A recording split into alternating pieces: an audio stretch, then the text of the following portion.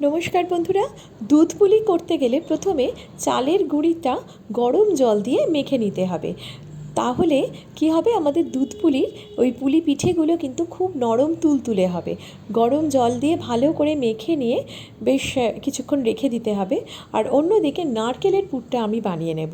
নারকেলের পুর করতে গেলে নারকেল দিচ্ছি, তার মধ্যে দেবো আমি পাটালিটা দিয়ে বেশ কিছুক্ষণ লো আঁচে নাড়াবো। এই নাড়াতে নাড়াতে পাটালিটা একদম গলে যাবে। আর নারকেলের পুরটা বেশ ভালো মতন তৈরি হয়ে গেলে তখন আমি ওটা নামিয়ে একটু ঠান্ডা করে নিচ্ছি। দেখো আমি যেভাবে করছি, পাটালিটা কিন্তু আমি নাড়িয়েই যাচ্ছি, আর আমি কিন্তু কনস্ট্যান্ট নাড়িয়ে যাচ্ছি। এখানে কিন্তু থামলে তলাটা ধরে যাওয়ার চান্স থাকে, সেই জন্য কনস্ট্যান্ট কিন্তু নাড়িয়ে যেতে হবে। এবার আমাদের ওই চালের গুঁড়িটার থেকে লেচি কেটে নিয়ে ছোট ছোট বাটির আকারে করে নিলাম। এবার ওর মধ্যে নারকেলের পুরটা দিয়ে নিয়ে আমরা ছোট ছোট পুলি তৈরি করে নিচ্ছি। এই পুলিটা এবার আমি ভাপিয়ে নেব। ভাপাতে বেশিক্ষণ লাগবে না, জাস্ট 5 থেকে 6 মিনিটের মধ্যেই ভাপানো হয়ে যাবে।